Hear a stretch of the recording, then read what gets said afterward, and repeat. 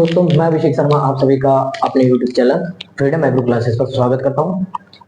अपन पढ़ रहे थे जेनेटिक्स। आज का अपना ये जेनेटिक का फोर्थ लेक्चर है। कौन सा फोर्थ लेक्चर है? ठीक है। इसी कड़ी के अंदर अपन आगे चलते हुए जेनेटिक्स में चल रहे थे। अपने फर्स्ट लेक्चर में जेनेटिक्स की कुछ बेसिक चीजों के बारे में पढ़ लिया था और सेकंड लेक्चर में अपन ने एकल संकरण के बारे में पढ़ लिया और थर्ड वाले लेक्चर में अपन द्विसंकरण के बारे में और मेंडल के निष्कर्ष के बारे में पढ़ लिया था। अपन ने मेंडल के निष्कर्ष देखे थे। तो मेंडल के निष्कर्ष में अपन ने एक ये चीज देखी थी, मेंडल के निष्कर्ष में अपवादों के बारे में देखा था। फिर मैंने आपको बोला था कि मैं अपवादों को आपको आगे पढ़ाऊंगा। मैंने क्या बोला था? अपवादों को मैं आपको आगे पढ़ाऊंगा आगे वाली क्लास में।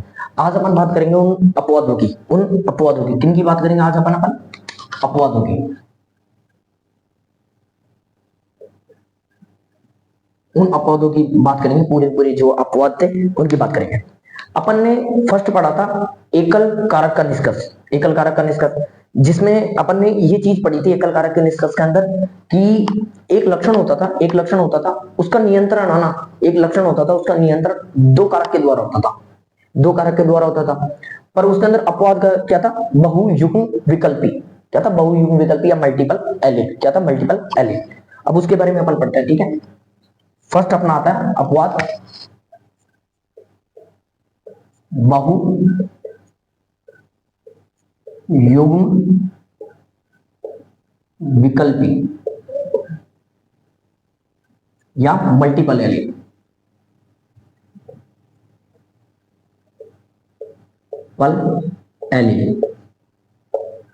मल्टीपल एलिड। ठीक है। ये अपने क्या था? फर्स्ट अपवाद था। ठीक है। अपन बात ये किसके अंदर आता था? ये आता था एकल कारक निष्कर्ष के अंदर। किसमें आता था? एकल कारक निष्कर्ष में आता था। अब देखिए एकल कारक निष्कर्ष का मैंने आपको बता दिया क्या होता था। अब इसके अंदर देखिए क्या होता है। इसके अंदर ये होता है कि एक ही क्या होगी, एक लक्षण रहेगा। इसके अंदर क्या होता है? एक लक्षण रहेगा। क्या रहेगा? एक लक्षण रहेगा जिसका नियंत्रण उसके अंदर तो क्या होता था? दो कारक करते थे, लेकिन इसके अंदर दो या दो से अधिक कारक करेंगे। इसका नियंत्रण क्या करेंगे? दो या दो से अधिक कारक करेंगे। इसलिए क्या हो गया? इसका अपवाद हो गया। किसका हो गया? ये एकल कारक निष्कर्ष का। तो ये क्या करते हैं? इसका नियंत्रण। और कौन करता है इसका नियंत्रण?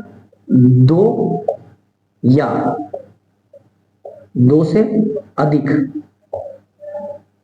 कारक, जिन्हें अपन एलील भी कह सकते हैं, कारक को अपन एलील भी कह सकते हैं। अब आगे अपन बात करते हैं इसके एग्जाम्पल की। आगे इसी कड़ी के अंदर अपन बात करते हैं इसके एग्जाम्पल की। फर्स्ट इसके अंदर एग्जाम्पल आता है, पहली बात कर लेते हैं अपन एग्जाम्पल की। फर्स्ट इसका एग्जाम्पल आता है ABO रक्त समूह। ABO रक्त समूह। इसके अंदर कितनी एलील होती है? ABO रक्त समूह के अंदर 3 एलील पाई जाती है। एलील कितने एलील होती है? इसमें 3 एलील होती है। होनी तो इस नियम के अनुसार, जो अपन ने मेंडल का फर्स्ट नियम था उसके अनुसार कितनी एलील होनी चाहिए? 2 एलील होनी चाहिए। लेकिन अभी कितनी होती है? इस ड्रग के अनुसार कितनी होती है? 3 एलील होती है। अब वो 3 एलील कौन कौन सी होती है? एक तो होती है फर्स्ट IA, सेकंड वाली होती है IB, थर्ड वाली होती है IO। अब अपन इनकी बात करेंगे लक्षण प्रारूप और जीन प्रारूप की। लक्षण प्रारूप कितना है ABO रक्त समूह के, और जीन प्रारूप कितना है? तो अपन बात कर लेते हैं लक्षण प्रारूप। अब इधर की अपन बात करेंगे जीन प्रारूप। ठीक है। अब बात कर रहे हैं अपन लक्षण प्रारूप। तो देखिए इसका एक तो होता है A होता है, A ब्लड ग्रुप होता है, एक B ब्लड ग्रुप होता है, एक होता है ABA ब्लड ग्रुप होता है, एक होता है O ब्लड ग्रुप। टोटल लक्षण प्रारूप कितने हैं अपने पास? 4। टोटल लक्षण प्रारूप कितने हैं? 4। अब बात करते हैं इसके जीन प्रारूप। ठीक है। जीन प्रारूप A होता है, A ब्लड ग्रुप होता है, तो उसका एक तो होता है AA ये वाला, एक होता है IA ये स्मॉल वाला। ये हो गया फर्स्ट लक्षण प्रारूप, ये हो गया सॉरी फर्स्ट जीन प्रारूप, सेकंड जीन प्रारूप। फिर इसकी बात कर लेते हैं मैं B वाले की। तो ये हो गया इसका फर्स्ट, ये हो गया इसका सेकंड, अब बात कर लेते हैं इसी कड़ी के अंदर अपन AB की। किसकी? AB की। तो AB के अंदर होता है केवल मात्र 2। AB के अंदर होते हैं केवल यही होता है, एक ही होता है। और O की बात कर लेते हैं। O के अंदर भी कितना होता है? केवल ये एक ही होता है। तो टोटल कितने हो गए, 1 2 3 4 5 6। जीन प्रारूप कितना होता है टोटल 6। जीन प्रारूप कितना होता है टोटल 6। ठीक है, जीन प्रारूप टोटल कितना होता है 6।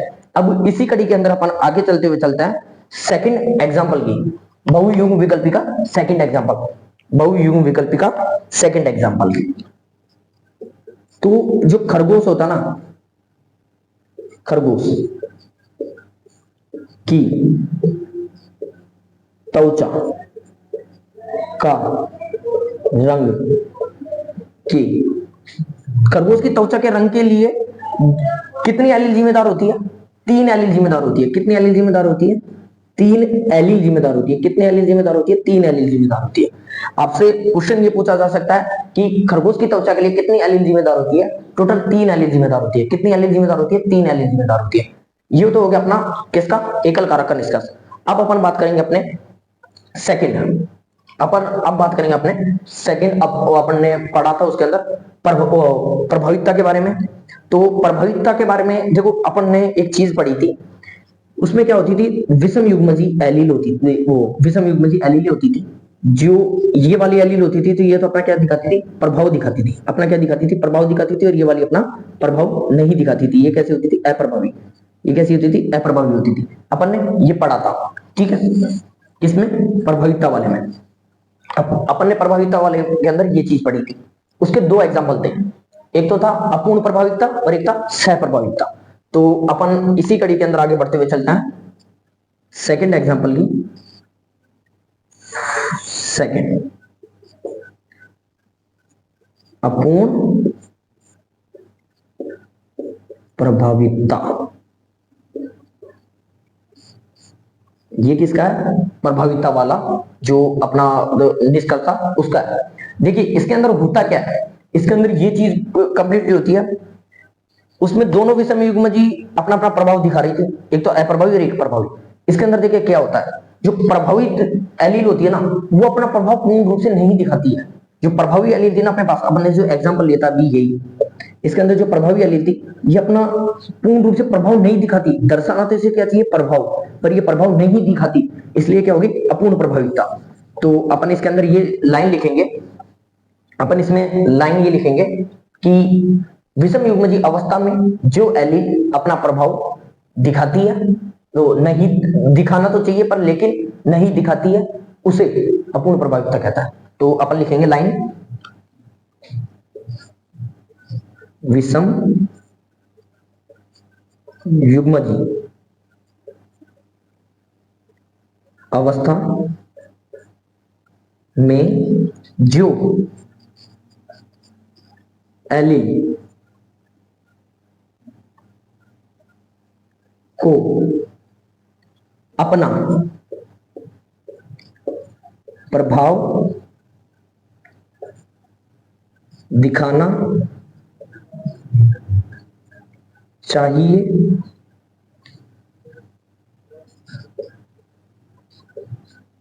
वह अपना प्रभाव नहीं दिखाती है, उसे अपन क्या बोलेंगे, अपूर्ण प्रभावितता कहते हैं। उसे अपन क्या बोलेंगे, अपूर्ण प्रभावितता कहते हैं। उसे अपन क्या बोलेंगे, अपूर्ण प्रभावितता कहते हैं। अब बात कर लेते हैं इसके आगे इसी कड़ी के अंदर। तो अपन ये पूरी बात इधर करेंगे, किधर करेंगे, इधर की तरफ। इस चीज के बारे में अपन पूरी की पूरी बात यहाँ करेंगे, ठीक है। यहाँ से लिखना प्रारंभ करेंगे अपूर्ण प्रभावितता के बारे में। मैं आपको ये पूरा यहाँ लिखना स्टार्ट करता हूँ। देखिए पहला तो क्या होता है, अपूर्ण प्रभावितता के बारे में बताया किसने था, अपूर्ण प्रभावितता के बारे में बताया किसने था, वो वैज्ञानिक थे कोलर, कोलर कोरिन्सन। कौन थे वो, कोलर कोरिन्सन थे। कौन से वैज्ञानिक थे, कोलर कोरिन्सन नाम के वैज्ञानिक थे, जिन्होंने अपूर्ण प्रभावितता के बारे में बताया था। तो अपन लिखेंगे कोलर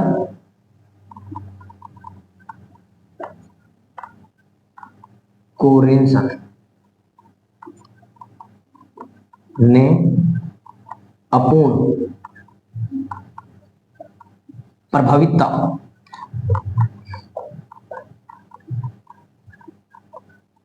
के बारे में बताया था। किसमें बताया था उन्होंने, ये किसमें बताया था पूरा पूरा? मीरा विलास पादप है ना, उसके अंदर बताया था। किसमें बताया था उन्होंने? यह पूरा मीरा मीरा विलास पादप में समझाया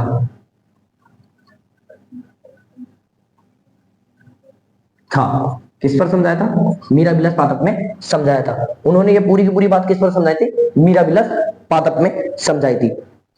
ठीक है, अब अपन बात करते हैं इसके एग्जाम्पल की, अपूर्ण प्रभाविकता के एग्जाम्पल की। जैसे अपन ने ये एग्जाम्पल लिया है, तो अपूर्ण प्रभाविकता का फर्स्ट एग्जाम्पल अपन बात कर लेते हैं। अपूर्ण प्रभाविकता के फर्स्ट एग्जाम्पल तो मीरा विलास पादप के पुष्प का रंग, पहला तो हो जाता है मीरा विलास पादप के पुष्प का रंग। मीरा विलास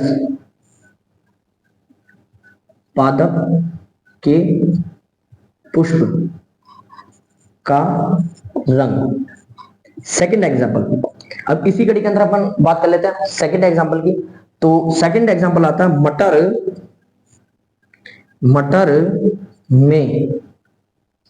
मटर में स्टार्च के कणों का आकार। मटर में स्टार्च के कणों का आकार, सेकंड पॉइंट क्या आता है? मटर में स्टार्च के कणों का आकार। अब बात कर लेते हैं अपन थर्ड एक आता है, थर्ड आता है, एक पादप का नाम है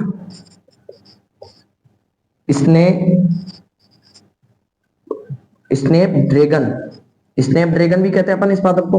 एक तो अपन कहते हैं स्नैप ड्रैगन, स्नैपचैट नहीं, स्नैप ड्रैगन। और एक होती अंटी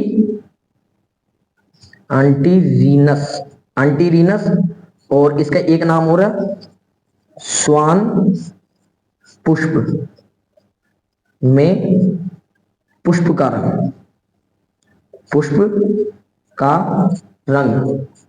रंग। ठीक है, स्नैप ड्रैगन स्नैपचैट नहीं है, ये स्नैप ड्रैगन है, पुष्प पादप का नाम है। इसे अंटीरीनस भी कहा जाता है और इसे स्वान पुष्प भी कहते हैं इसी पौधे को। इन तीनों के बारे में ये क्या था? अपूर्ण प्रभाविकता का एग्जाम्पल है ये तीनों। ठीक है, एक तो मिराबिलस पादप में पुष्प का रंग, मटर में स्टार्च के कणों का आकार और स्नैप ड्रैगन में पुष्प का रंग, ये इसके एग्जाम्पल है। इसी कड़ी के अंदर अपन आगे चलते हुए अब चलेंगे सह प्रभाविकता के बारे में। किसके बारे में पढ़ेंगे? सह प्रभाविकता के बारे में। ठीक है, सॉरी अपन सह प्रभाविकता से पहले एक जो अपूर्ण प्रभाविकता है उसके एग्जाम्पल की बात कर लेते हैं। पहला था अपना एग्जाम्पल मिराबिलस पादप का पुष्प का रंग, उसके बारे में मैं आपको डिटेल से बता देता हूं होता क्या है। अपने पास क्या था एग्जाम्पल? मीरा बिलस पादप में पुष्प का रंग। अब देखिए ये पौधा है, इसमें दो प्रकार के रंग पाए जाते हैं। पुष्प के दो प्रकार के रंग पाया जाता है। पहले को अपन बात कर लेते हैं, इसके अंदर एक तो लाल रंग का पुष्प होता है और एक होता है श्वेत रंग का। एक होता है अपने पास पुष्प लाल रंग का और एक होता है सफेद श्वेत रंग का। ठीक है, अब ये लाल अपन इसको दर्शाएंगे कैपिटल आर से। मार्कर नहीं चल रहा है, इसको अपन दर्शाएंगे कैपिटल आर से, इसे अपन दर्शाएंगे स्मॉल आर से। ठीक है, अब इसमें से अपन आर को लेते हैं एक बार, तो अपन को केवल सिंगल आर लेना है, इसमें से लेते हैं अपन तो कैपिटल स्मॉल आर लेना। अब इसका अपन क्या करवाएंगे, इन दोनों को मिलाएंगे कैपिटल आर स्मॉल आर, तो अपने पास ये क्या होगी F1PD। ये अपने पास क्या होगी F1PD, इनका क्रॉस करवाया अपन ने। ठीक है, तो अपने पास आ गई F1PD। अब अपने पास होना तो चाहिए प्रभावी कौन सा? लाल रंग। प्रभावी कौन सा? लाल रंग होना तो अपने पास क्या चाहिए? लाल वाला। लेकिन अपने पास लाल होने की बजाय अपने पास कौन सा रंग आता है इसके अंदर? पिंक रंग आता है। इसके अपने पास कौन सा रंग आता है इसमें? पिंक रंग आता है अपने पास। प्रभावी कौन सा है? रेड वाला। परान ये प्रभावी अपने पास, और आता कौन सा रंग है? पिंक रंग। इसलिए ये क्या हो गया, इसका अपवाद वो माना जाता है। ये इसका किसका अपवाद माना जाता है? प्रभाविता का अपवाद माना जाता है। अब इसमें अपन क्या करवाएंगे? स्वपरागण करवाएंगे। आर क्रॉस आर, इसका अपन क्या करवाएंगे? स्वपरागण। ठीक है, अब अपन बनाते हैं चेकर बोर्ड। फर्स्ट अपन बना लेते हैं चेकर बोर्ड। मार्कर फिर से नहीं चल रहा है तो अपन रेड से ही बना लेते हैं चेकर बोर्ड। ये बनाएंगे अपन चेकर बोर्ड। ये हो गया अपना चेकर बोर्ड तैयार। तो अपन यहाँ एक बार इसको एक तरफ इस तरफ लिख देते हैं और इसको इस तरफ लिख देता है। ठीक है, तो इसी घड़ी के अंदर अपन आगे चलते हैं। एक आर अपने पास ये आ गया, ये आ गया, और ये आ गया। ये आ गया अपने पास नर भाग, ये आ गया अपने पास मादा भाग। इस आर को इस आर से क्रॉस करवा रहे हैं तो अपने पास दोनों कैपिटल आर आ रहा है। इस कैपिटल आर को स्मॉल आर से करवाते तो अपने पास ये आ रहा। कैपिटल आर को स्मॉल आर से करवाते हैं ये आता, और स्मॉल आर से स्मॉल आर से क्रॉस करवाते हैं तो अपने पास ये आता। ठीक है, इसी के अंदर अपन देखते हैं कैपिटल आर कैपिटल आर। क्या है? Capital R capital R. तो कैपिटल आर के पास अपने पास कौन सा रंग मिलता है? अपन को लाल रंग मिलता है, ये आता है। तो और कैपिटल आर स्मॉल आर आता है तो अपने पास क्या होता है? पिंक रंग मिलता है। कौन सा मिलता है? पिंक। फिर से पिंक मिलेगा अपन को, यही आ गया same to same. Small R आता है तो अपन को क्या मिलता है? श्वेत। श्वेत। अब बात करेंगे अपन इसमें लक्षण प्रारूप और जीन प्रारूप की। लक्षण प्रारूप और जीन प्रारूप। तो अपन बात कर लेते हैं पहले लक्षण प्रारूप की। लक्षण प्रारूप में लाल पौधे अपने पास कितने हैं उसकी बात करेंगे। फिर बात करेंगे पिंक पौधे कितने अपने पास, उसकी बात करेंगे। पुष्प सॉरी, फिर श्वेत पुष्प कितने अपने पास, उनकी बात करेंगे। तो इसी कड़ी के अंदर अपन चलते हैं। तो अपने पास लाल तो कितना है? 1:2:1। तो लक्षण प्रारूप अपने पास क्या आ गया? 1:2:1 आ गया। अब बात करेंगे अपन जीन प्रारूप की। जीन प्रारूप ये मैं एकल संक्रमण में और द्विसंकरण संक्रमण में आपको बता चुका हूं कैसे क्या निकालते हैं अपन लक्षण प्रारूप व जीन प्रारूप। तो अपन बात कर रहे हैं अपन जीन प्रारूप की। तो आर आर, फिर अपने पास एक सेकेंड ये आ रहा आर स्मॉल आर और ये। तो अब बात करते हैं अपन जीन प्रारूप की। ठीक है, तो जीन प्रारूप अपने पास कितने हो गए? ये आर कितना है? 1 है, और ये कैपिटल आर स्मॉल आर कितना है? 2 है, और ये अपने पास 1 ही है। तो लक्षण प्रारूप और जीन प्रारूप इसके अंदर क्या होगा? 1:1:2:1, 1:2:1। अब अपन चलेंगे सह प्रभावितता के बारे में, जो मैं आपको पहले बोल रहा था। इसका सेकंड टाइम एग्जांपल था प्रभावितता का, सह प्रभावितता। उसके बारे में अपन आगे बात करते हैं। तो अपने पास ये आ गया थर्ड एग्जांपल, सह प्रभावितता। सह प्रभावितता देखिए, सह प्रभावितता इसके अंदर क्या होता है? दोनों एलील अपना प्रभाव दिखाती है। इसमें क्या होता था? अपूर्ण प्रभावितता में प्रभावी एलील अपना प्रभाव दिखाना चाहिए पर दिखाती नहीं है, और इसमें क्या करेगी? दोनों के दोनों एलील है ना, वो अपना प्रभाव दिखाएगी विषम युग्मजीय अवस्था में। दोनों की दोनों एलील अपना प्रभाव दिखाएगी। तो अपन लिखते हैं विषम युग्मजी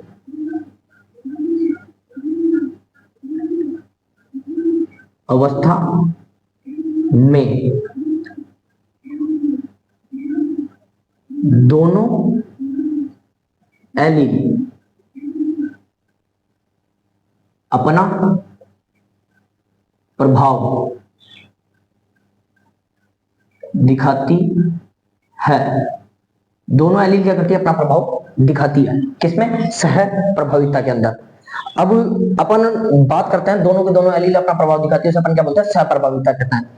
अब इसके बात करेंगे अपन एग्जाम्पलों की। इसके बात करेंगे एग्जाम्पलों की।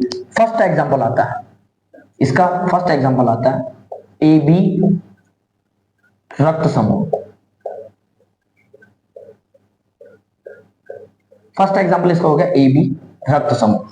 अब बात करेंगे इसी कड़ी के अंदर अपने इसके सेकंड एग्जांपल की, जिसे अपन पूरा डिटेल से समझेंगे, जिसे अपन क्या करेंगे? पूरा डिटेल से समझेंगे भी। तो सेकंड आता है पशुओं का चित्त कबरा रंग। जिन पशुओं का चित्त कबरा रंग होता है ना, उनके बारे में बात करें अपन।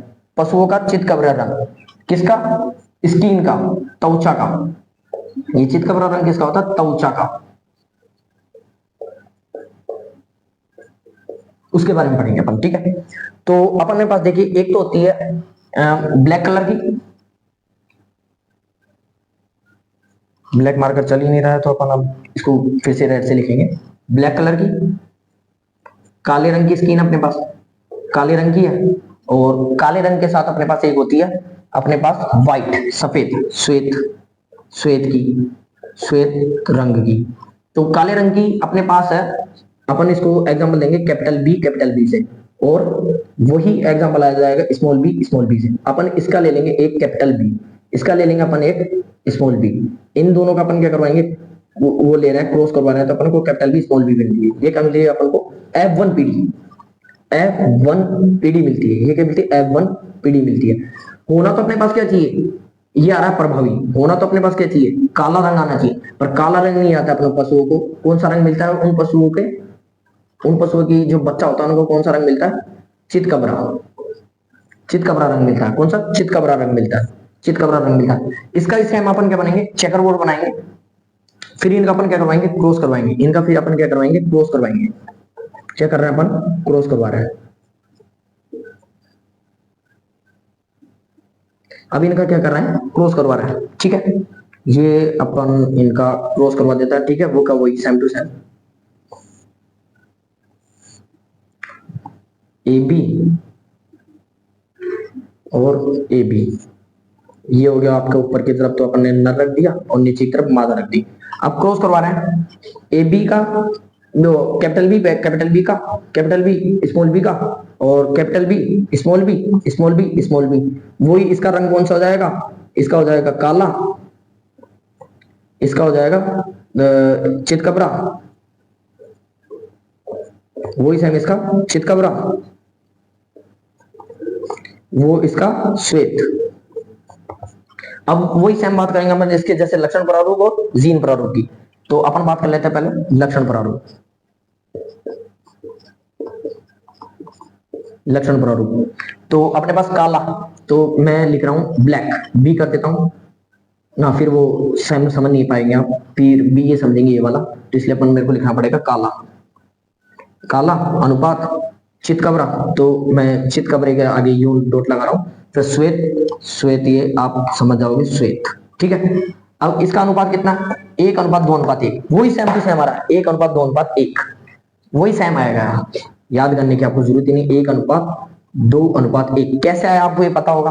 अब बात करेंगे अपन जीन प्रारूप की। किसकी? जीन प्रारूप की। जीन प्रारूप की, जीन प्रारूप में भी देखते हैं वही सेम, कैपिटल बी अनुपात कैपिटल बी और स्मॉल बी। तो इसका मिलता है अपन को अनुपात 1:2:1, 1:2:1 अपन को ये मिलता है, ठीक है। ओके, अब आप इसका एक बार ऐसे कर लीजिए, स्क्रीनशॉट ले लीजिए। तो अपन आगे बढ़ते हैं इसी कड़ी के अंदर। फिर स्क्रीनशॉट लेने के बाद में आपके ये आपके एग्जाम्पल कंप्लीट हो गया। अपन ने एक फिर पढ़ा था एक, इसी के अंदर अपन ने सहलग्नता, उसको अपन बाद में पढ़ेंगे। और उससे पहले मैंने आपको एक बात बताया था पृथक्करण का नियम, उसमें कोई अपवाद था ही नहीं, ठीक है। तो अपन आगे चलते, अब चलते हैं अपन आगे। सहलग्नता के बारे में बाद में पढ़ेंगे, पहले अपन पढ़ेंगे बैक क्रॉस के बारे में। किसके बारे में? बैक क्रॉस के बारे में।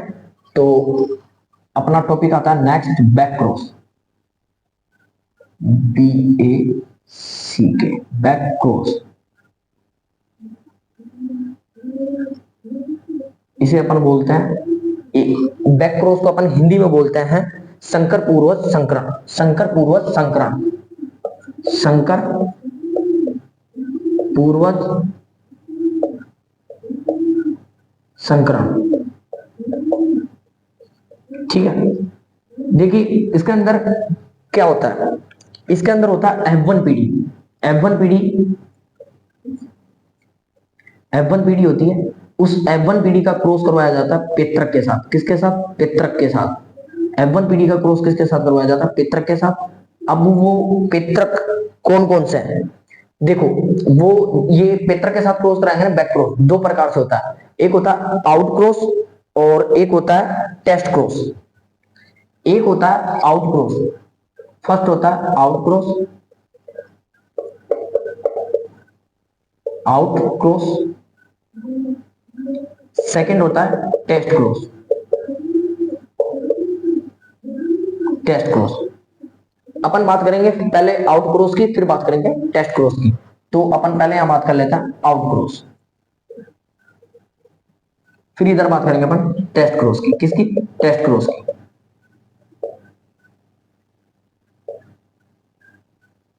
देखिए आउट क्रॉस के अंदर होता क्या चीज है, इसमें F1 पीडी है ना, F1 पीडी, F1 पीडी का क्रॉस किसके साथ करवाया जाएगा? प्रभावी पित्रक के साथ, प्रभावी पित्रक के साथ इसका क्रॉस करवाया जाएगा। किसके साथ क्रॉस करवाया जाएगा?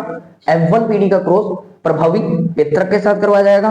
और आउट क्रॉस होता है उसके अंदर, इसके अंदर क्या होता है? F1 पीडी का क्रॉस, F1 पीडी का क्रॉस अप्रभावी पित्रक के साथ करवाया जाता है, अप्रभावी पित्रक के साथ करवाया जाता है। ठीक है, अब इसके बात कर लेते हैं अपन एग्जाम्पलों की। F1 पीडी अपन मिलती है जैसे कि ये वाली कैपिटल डी स्मॉल टी वाली, इसका क्रॉस प्रभावी के साथ करवाते हैं तो ये। सेकंड एग्जांपल देख लीजिए इसका, जैसे कि अपने पास आ गया ये, ठीक है, इसका आ जाएगा अपने पास कैपिटल वाला, प्रभावी हो जाएगा कैपिटल वाला ए। अब इसके अंदर एग्जांपल देखते हैं, F1 पीडी का क्रॉस, F1 पीडी का क्रॉस अपन करवा रहे हैं अप्रभावी के साथ, अप्रभावी के साथ अपने पास आ जाएगा स्मॉल टी। सेकंड एग्जांपल देख लेते हैं, इसके अंदर वही पर F1 पीडी का क्रॉस किसके साथ करवा रहे हैं? इसके साथ। ठीक है, तो अपना एग्जांपल हो गया। अब देखिए अपन बात कर लेते हैं किसकी? इसकी आउट क्रॉस की। आउट क्रॉस में एक चीज, सबसे इंपॉर्टेंट चीज ये होती है कि इस क्रॉस में सभी संतति प्रभावी होती है। इस क्रॉस में जितनी भी संतति आएगी ना, वो सारी की सारी कैसे होगी? प्रभावी। इस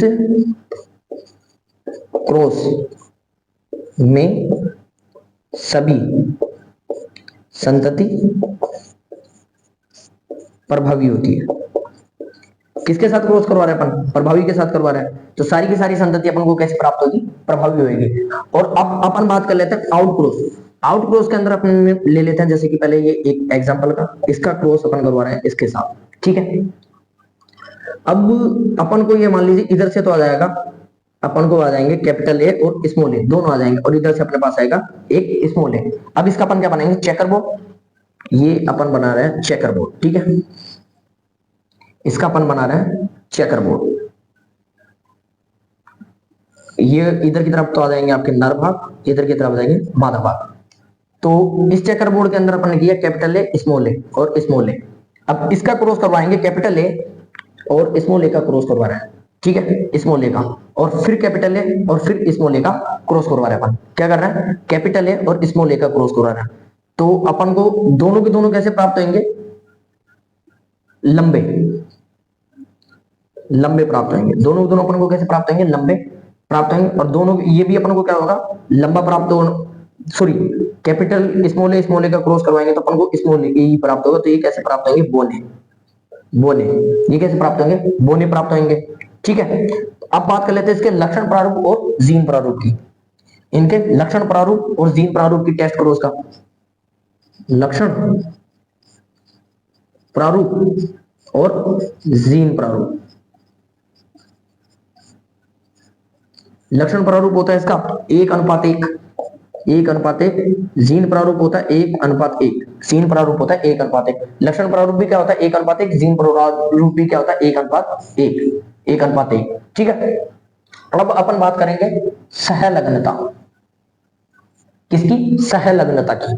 जो अपना फोर्थ एग्जांपल था, सहलग्नता, फोर्थ एग्जांपल था। ठीक है, सहलग्नता। सहलग्नता की खोज किसने की थी? सहलग्नता की खोज की थी मोर्गन ने। किसने की थी? मोर्गन ने। और किसमें की थी? ड्रोसोफिला ने। खोज किसने की थी? मोर्गन। किसमें की थी? ड्रोसोफिला। या आप एंटोमोलॉजी के अंदर पढ़ोगे। ठीक है, ड्रोसोफिला क्या है। फिर देखा किसने था? देखा था एक तो बैटसन ने, देखा किसने था, बैटसन ने व पुनेट ने, बैटसन व पुनेट ने। किसमें देखा था, मीठी मटर में, मीठी मटर में, मीठी मटर में। अब बात कर लेते हैं संलग्नता होती क्या है।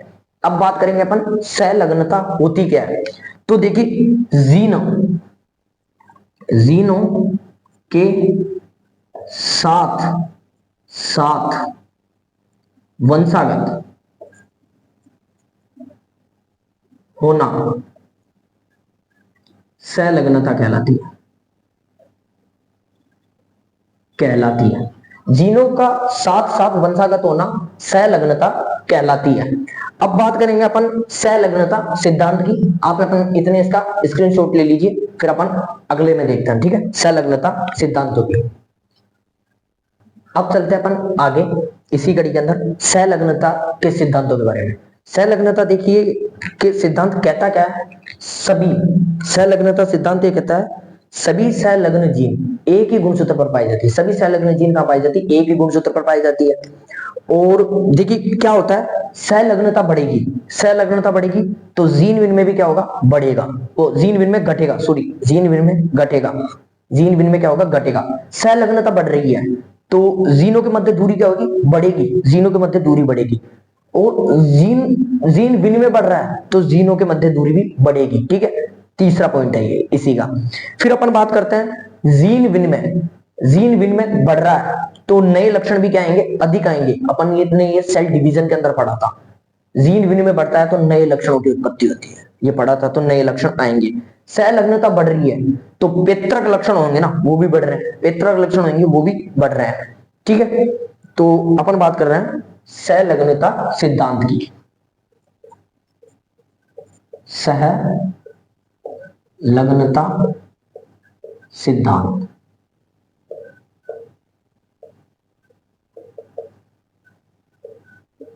ठीक है। संलग्नता सिद्धांत इसमें क्या बोलता है, ये सभी संलग्न जीन, सभी संलग्नता जीन, सभी संलग्नता जीन एक ही गुणसूत्र पर पाई जाती है, पाई जाती है। सभी संलग्न जीन एक ही गुणसूत्र पर पाई जाती है। तो आपको मैंने एक बात बताई थी, संलग्नता बढ़ रही है, संलग्नता क्या हो रही है, बढ़ रही है। तो जीन विनिमय मैंने क्या बताया था, जीन विनिमय, जीन विनिमय क्या हो रहा है, घटेगा, ठीक है। फिर क्या होगा, संलग्नता बढ़ रही है तो जीनों, वो संलग्नता बढ़ रही है तो जीनों के मध्य दूरी, जीनों के मध्य दूरी, जीनों के मध्य दूरी भी क्या होगी, बढ़ेगी, जीन विनिमय बढ़ेगा। फिर अपन बात कर रहे हैं जीन विनिमय की, जीन विनिमय बढ़ेगा, जीन विनिमय बढ़ेगा तो क्या होगा, जीनों के मध्य दूरी भी बढ़ेगी, जीनों के मध्य दूरी भी क्या होगी, बढ़ेगी। जीन विनिमय बढ़ रहा है तो जीनों के मध्य दूरी भी बढ़ेगी। फिर अपन बात करते हैं जीन विनिमय बढ़ रहा है तो जीनों के मध्य दूरी भी बढ़ रही है। फिर अपन इसमें बात करेंगे नेक्स्ट, जीन विनिमय बढ़ेगा तो नए लक्षण आएंगे, जीन विनिमय बढ़ रहा है तो नए लक्षण भी आएंगे, नए लक्षण भी बढ़ेंगे, नए लक्षण भी बढ़ेंगे, ठीक है। फिर अपन बात कर रहे हैं संलग्नता, संलग्नता बढ़ रही है तो अपन को क्या मिलता है, पैतृक लक्षण भी बढ़ता है, संलग्नता बढ़ रही है, जो पैतृक लक्षण होते हैं ना वो भी क्या हो रहा है, बढ़ रहे हैं, ठीक है, पैतृक लक्षण भी बढ़ रहे हैं।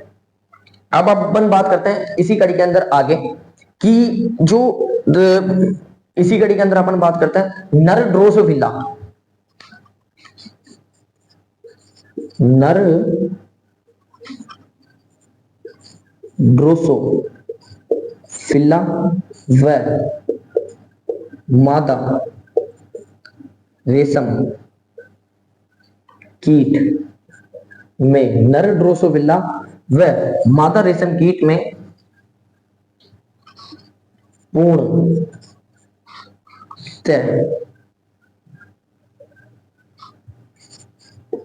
सह लग्नता पाई जाती है पूर्णतः संलग्नता पाई जाती है। एक लाइन सबसे इंपॉर्टेंट,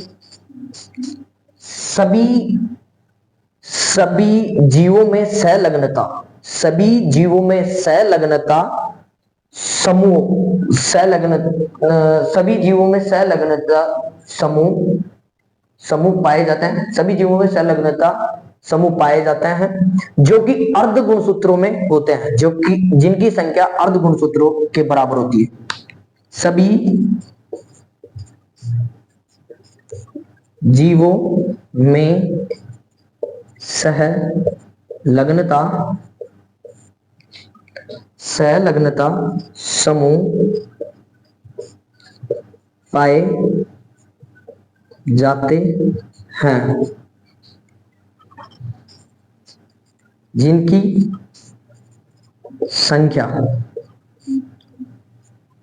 संख्या अगुणित गुणसूत्रों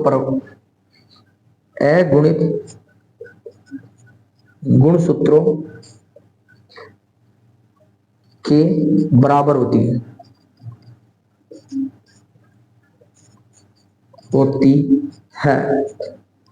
जैसे समझिए एग्जाम्पल, मानव है, उसमें टोटल कितने गुणसूत्र पाए जाते हैं? 46। उसके आगे कितने, आधे कितने हुए? 23 गुणसूत्र। तो संलग्नता जीनों कहाँ होगी? आधे गुणसूत्रों पर ही होगी। और अपन बात कर लेते हैं मटर, मेंडल की बात कर रहे हैं तो मटर की बात करेंगे। टोटल कितने गुणसूत्र होते हैं? 14। तो संलग्नता जीन कितनी है? 7। कितनी है? 7। अब बात कर लेते हैं संलग्नता जीनों के एग्जाम्पल की किस किस के अंदर पाई जाती है संलग्नता जीन। वो रोग है कुछ, उन रोगों के मैं एग्जाम्पल की बात कर लेता हूं। फर्स्ट आता है हीमोफीलिया। फिर इसी के अंदर हीमोफीलिया की जीन। सेकंड बात कर लेते हैं अपन हीमोफीलिया की जीन के बाद में वर्णदता की जीन। थर्ड बात करते हैं सेट जीन। फोर्थ बात करते हैं अपन सेट जीन हो गई। फिर आता है हाइपर ट्राइकोसेरल की जीन। अब ये देखो कौन कौन से गुणसूत्र पर पाई जाती है। हीमोफीलिया की जीन पाई जाती है एक्स गुणसूत्र, और वर्णाधार की जीन भी ये भी एक्स गुणसूत्र पर पाई जाएगी, ठीक है। और सेट जीन पाई जाती है वाई गुणसूत्र पर, और ये हाइपरट्राइक जीन ये भी वाई गुणसूत्र पर पाई जाती है, ठीक है। अब अपन बात करेंगे अगले लेक्चरों में इनके बारे में भी, हीमोफीलिया के बारे में पूरा डिटेल से समझेंगे और इन सभी रोगों के बारे में पूरा डिटेल से समझेंगे, ठीक है। Okay, thank you very much. आज की क्लास अपन यहीं समाप्त करते हैं।